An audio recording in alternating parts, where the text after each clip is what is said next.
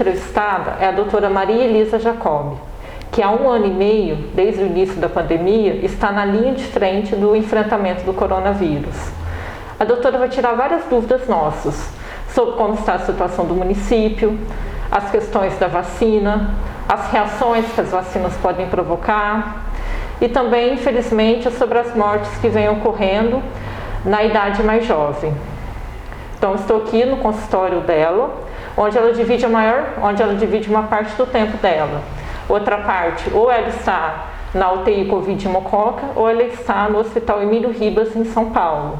Ou seja, a rotina da senhora, doutora, não tem sido nada fácil nesse 1 ano e meio. E antes de começar a entrevista, doutora, eu quero agradecer pelo tempo que a senhora tem dedicado à nossa equipe em receber para essa entrevista e poder saciar as dúvidas da população.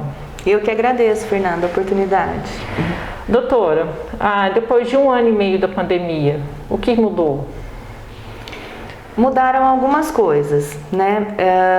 Em termos de conhecimento médico, científico, muita coisa mudou. O conhecimento que nós temos hoje para tratar a doença é diferente do conhecimento que nós tínhamos no início da pandemia, né? Que estava todo mundo perdido, ninguém sabia como funcionava. Esse conhecimento sobre a doença, ele foi se construindo, né? No decorrer do tempo, e hoje nós temos um grau de conhecimento bem maior, apesar de ter muita coisa ainda que não está esclarecida, mas nesse ponto mudou bastante coisa. Doutora, a gente comentou já no início, né, da nossa conversa que a senhora está à frente do combate ao Covid, assim, há 1 ano e meio. A senhora acredita que a população está mais consciente, uma vez que o Brasil ultrapassou, né, mais de 500 mil mortes, e em Mococa, uma cidade de 70 mil habitantes, já temos mais de 200 mortes? Olha, isso daí é uma pergunta meio complicada de responder, porque assim, a gente tem uma ideia mais ou menos de que aquelas pessoas que têm consciência, que sabem fazer o certo, elas continuam fazendo o certo. Das pessoas que não tinham consciência no início, uma parte dessas pessoas a gente conseguiu, né, como um todo, fazer com que elas tenham consciência, mas existe uma parcela da população que não criou essa consciência e que infelizmente não vai criar, né? Porque são pessoas que não acreditam, né, no que é dito, não acreditam nos estudos, não acreditam nas evidências, são pessoas que têm crenças muito arraigadas e que dificilmente nós vamos conseguir fazê-las mudar de ideia.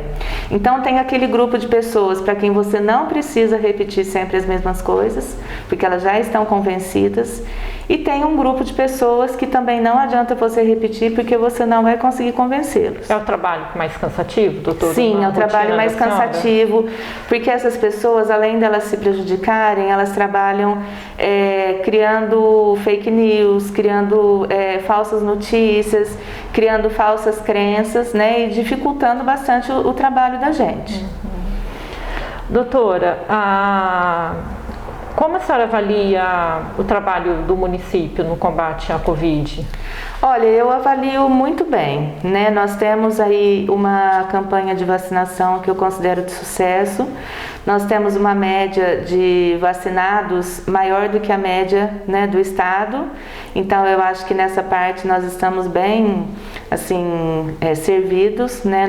Nós temos essa porcentagem muito grande da população vacinada. Na medida do possível, foi feita a fiscalização. É lógico que esbarra no contingente, né, de funcionário, de pessoal capaz para fazer a fiscalização, né, do isolamento social. Na medida do possível, isso foi feito. Mas, como eu acredito que a melhor estratégia vai ser a vacina, porque as outras estratégias elas esbarram, né, na boa vontade das pessoas, e a gente está indo bem nessa parte da vacina, eu avalio como um bom trabalho. Doutora, a senhora está à frente da UTI Covid em Mococa e também trabalha no Hospital Emílio Ribas, em São Paulo.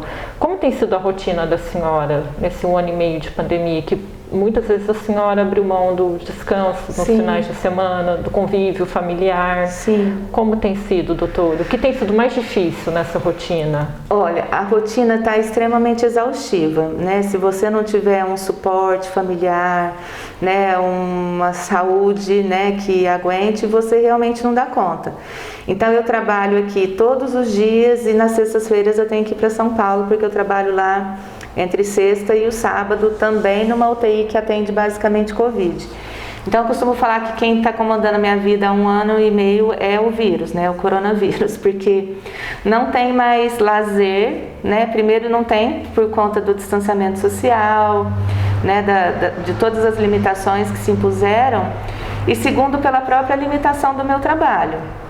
Então a gente tem aqui uma UTI Covid, grande, que está sempre cheia, em que todos os dias eu vou nessa UTI Covid, assim. O primeiro paciente foi internado nessa UTI Covid dia 12 de julho, eu acho que de 12 de julho até hoje, se eu deixei de lá 2 ou 3 dias, foi muito. Então todos os dias eu vou até a UTI Covid, todos os dias eu atendo os pacientes meus que estão internados com Covid e com outras doenças. Todos os dias eu venho atender no consultório, eu tenho os meus outros afazeres. E todos os dias eu chego em casa tarde cansada, né? E tenho a minha família para dar atenção. E toda sexta eu vou para São Paulo, trabalho à noite, volto no sábado e o meu final de semana eu tenho pouco tempo para descansar, mas lazer é uma coisa que não existe.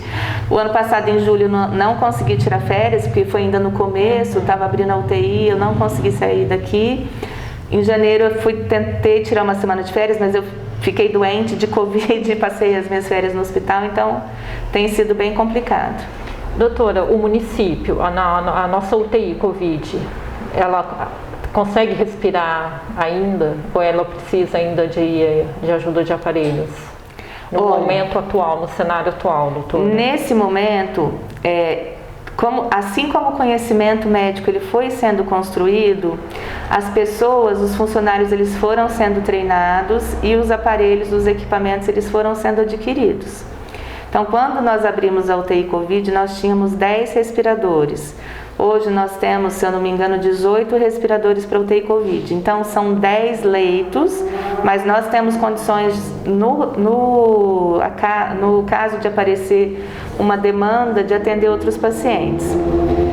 Uma coisa eu costumo falar e falo abertamente: o mesmo medicamento que a pessoa recebe aqui, ela vai receber em outro hospital, né? É o mesmo antibiótico, o mesmo corticoide, a mesma sedação, com toda aquela crise que todo mundo ficou sabendo, do kit de intubação, da falta de sedativos. Nós não sofremos com isso, felizmente. O hospital sempre teve um estoque de sedativos que foi feito desde o início, nenhum paciente ficou sem sedação, nenhum paciente teve um atendimento sem humanização por conta de falta de sedativos. Então, nessa parte assim, de suprimentos, né, nós não temos falta de alguma coisa. Os respiradores que nós temos, eles não são os respiradores mais modernos, mais cheios de recursos, mas são respiradores que atendem a demanda. Então eu posso estar em um outro hospital que vai ter um respirador mais moderno, que vai ter um monitor cardíaco mais moderno, mas o que nós temos aqui consegue atender a demanda. Acontece que a doença tem uma mortalidade extremamente elevada, né? E geralmente o paciente que vai para a UTI, no caso de uma cidade com poucos leitos de UTI, já é um paciente extremamente grave. Mas em termos de medicação, nós não devemos nada para nenhum outro serviço. Uhum. Doutora, a senhora vive um paradoxo na sua vida profissional. Tem dias que a senhora recebe uma notícia maravilhosa que um paciente que estava entubado foi desentubado e conseguiu se recuperar da Covid. Só que tem dias que a senhora tem a triste notícia de que um paciente, infelizmente, não conseguiu vencer a Covid. Como que é como se fosse, como a senhora vivesse um dia em vários? Sim, exatamente. Então, hoje mesmo, lá no hospital, quando eu estava saindo do hospital, me chamaram rapidinho para eu tirar uma foto com um paciente que estava indo de alta, né, que ficou na UTI, entubado muitos dias e que ficou mais outros dias lá na enfermaria e estava indo de alta. E eu acabei de sair dali para conversar com uma família de um outro paciente que faleceu alguns dias atrás. Então é muito complicado, porque todo mundo fica com aquela ideia na cabeça, se for entubado, né, a chance de morrer é muito grande, né? E não é a intubação, obviamente, que vai aumentar essa chance de morte. O que está aumentando a chance de morte é porque se ele foi entubado é porque a sua doença se agravou. Então aquilo ali, quando um paciente vai para o respirador, né, você fica imaginando qual vai ser o desfecho daquele paciente. É lógico que todo mundo vai se desdobrar para que esse desfecho ele seja positivo, mas nem sempre isso acontece. Então tem dia que nós vivemos grandes frustrações mesmo, né? Ninguém se acostuma com a morte, né? Lá no hospital nós não nos acostumamos até hoje a perder os pacientes. Então, mesmo sendo médico, né, doutor? Mesmo sendo médico, mesmo sendo enfermeiro, técnico de enfermagem, as meninas da limpeza sofrem junto, as escriturárias, todo mundo sofre. Então isso não está banalizado, né? Então assim, morreu, não choca tanto uma morte de Covid quanto chocava no começo, assim, em termos de impacto assim na sociedade. Mas para nós, até hoje eu posso te garantir que ninguém se acostumou a perder um paciente de Covid, principalmente quando é um paciente jovem, que tem filhos, que tem uma vida toda pela frente. Porque eu já disse isso outras vezes, né? Eu trabalho lá em São Paulo com pessoas que eu não conheço, com pacientes que eu nunca vi, que eu não conheço, são nomes que estão lá. Aqui eu trabalho com conhecidos, com pessoas conhecidas, com parente de amigo, com vizinho, né? Então é uma coisa ainda que fere bastante, né? Então ninguém consegue se acostumar com essa rotina de morte ainda, porque a taxa de mortalidade em uma UTI Covid é muito maior do que em uma UTI normal. Então nós estamos constantemente vivenciando esse sofrimento, né, da morte, junto com a família, junto com os amigos, mas ao mesmo tempo tem as vitórias também, né, que dão um certo alívio. E falando em alívio, doutora, a vacina, né, chegou e a gente tem pessoas, assim, Mococa já está acho que na faixa dos 40 anos já sendo vacinado. Isso é uma vitória muito grande para a cidade, né, doutora? Sim, sem dúvida, é uma vitória muito grande, né, para todo mundo que conseguir se vacinar. Como eu disse antes, eu acho que a única forma que a gente tem mesmo de combater essa pandemia é através da vacina. Eu não vejo outra intervenção tão efetiva quanto, né? Porque as outras intervenções elas dependem do comportamento, da consciência de cada um, e a vacina depende da consciência da pessoa ir lá se vacinar. Mas a partir do momento que ela se vacinou, né, isso daí se torna uma coisa mais fácil. E como a gente tem vacinado com uma frequência até que razoável, apesar de que comparado com outros países nós estamos bem atrasados, né, mas eu já vejo uma luz no fim do túnel. Por exemplo, acho que a primeira parcela da população que tomou a segunda dose da vacina começou lá para março ou abril.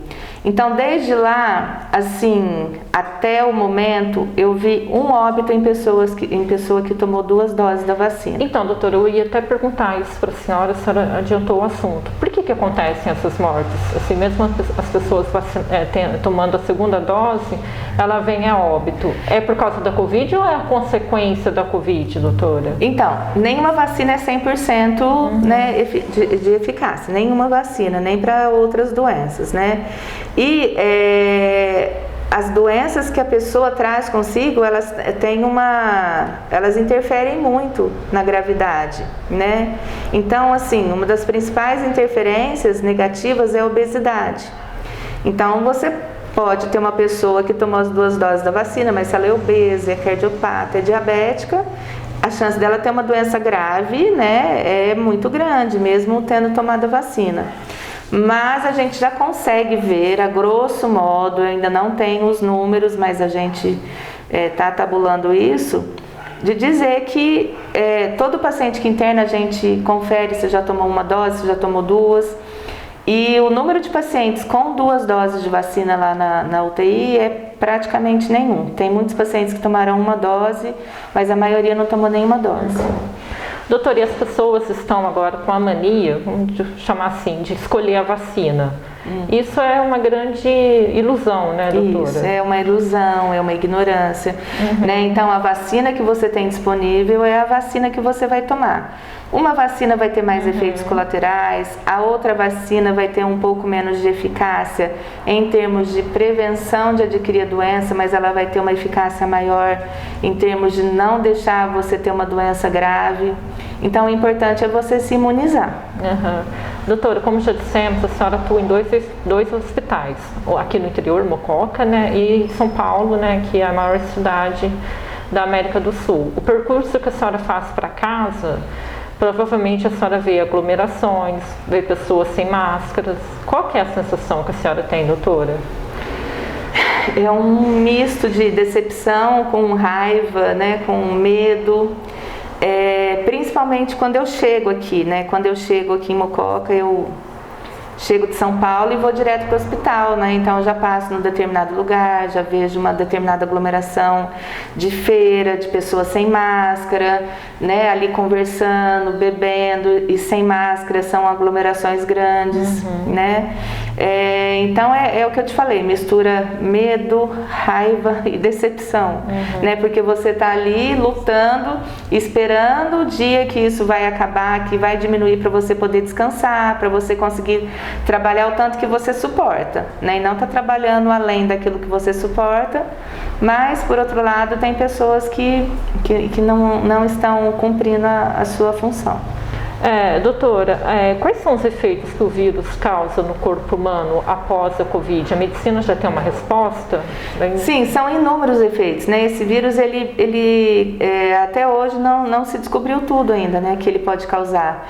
Mas depois da Covid, até já descrita uma síndrome, mas são inúmeros efeitos neurológicos, inúmeros efeitos psicológicos, psiquiátricos, né? Então existem vários sintomas descritos após Covid, né? Um dos principais, assim, que eu acho é aquela perda de massa muscular muito grande que a doença traz. Isso causa uma fraqueza mais prolongada, alteração de memória, né? Um quadro depressivo, né? São alterações, assim, de coordenação motora, né? Então são muitos os efeitos. Então o paciente ele precisa ser acompanhado por um longo período. Sim, não é só aquela fase, né, da doença, né, que dura alguns dias. Depois esse paciente ele ainda vai ter consequências por algum tempo. Doutora, no início da doença, no início do vírus, ele atingia muitas pessoas acima de 60 anos. Agora a gente vê muitos jovens nas UTIs, doutor. O que causou essa reviravolta? Isso já é um efeito da vacinação, né? Como ela começou nas populações de faixa etária mais avançada, então a gente teve um desvio dessa curva para as idades mais jovens, que são as pessoas que também se expõem mais. Certinho, que não tem aquilo que a senhora estava comentando, né? Que não tem aquele cuidado. Sim, elas se expõem muito mais e não estão vacinadas. Doutor, há lugares que o vírus está mais presente? O vírus ele vai estar mais presente onde tem mais gente. Então a gente sabe que a transmissão do vírus ela é diretamente relacionada ao número de contatos que você tem. Então se você está num ambiente em que você tem 10 pessoas, ou se você não está num ambiente em que tem uma pessoa, então nesse ambiente com mais pessoas é onde vai ter 10 pessoas infectadas, é onde com certeza vai ter mais vírus. Quanto maior o número de pessoas com quem você entra em contato, maior a sua chance de se contaminar.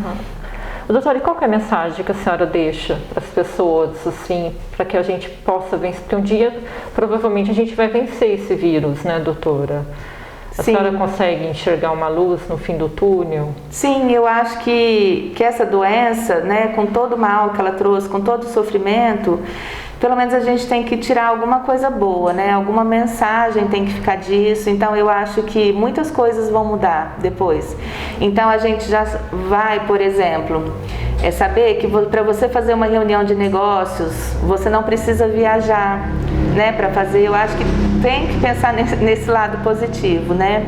Então, você tinha pessoas que faziam viagens, se expunham a outros riscos, e hoje em dia, eu acredito que daqui para frente isso vai mudar, né? Muitos hábitos vão mudar, né? Muitas coisas vão mudar, questão de velório, de festa, assim, e isso tudo vai acarretar em prevenção de outros agravos também. Então, por exemplo, esse tempo que a gente está usando máscara, a gente vê muito pouca gripe, né, que é outra doença de transmissão respiratória. Então, diminuiu drasticamente também. Então, todo mundo fala assim, mas só tem Covid? Porque você tendo essas rotinas de prevenção, você está prevenindo outras doenças indiretamente. Então, eu espero que esses hábitos, eles permaneçam, da higiene das mãos, de usar o álcool gel, de lavar as mãos. Então, que tudo isso permaneça, né, que traz benefício em outras situações também. Certinho. Doutora, muito obrigada pela entrevista e por saciar nossas dúvidas. Muito obrigada. Eu que agradeço. Fernanda Arantes para o Jornal da Direta.